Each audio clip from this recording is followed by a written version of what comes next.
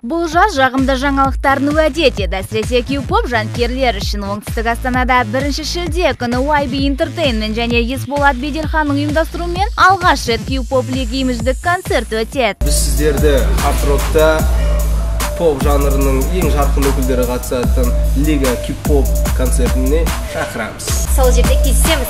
Айын сізбен бірге болыңыздар. 1 шілде хард-рок онда өрт болады.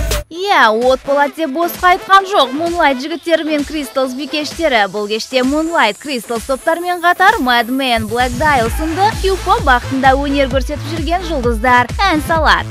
Бұл концертте бізде боламыз және бұл концерт алғаш рет өткізілейін деп жатыр Қазақстанда. Бұл концертте бізге келіп тиер пайдасы бұл Q-pop'тың дамуына көмектесетін концерт.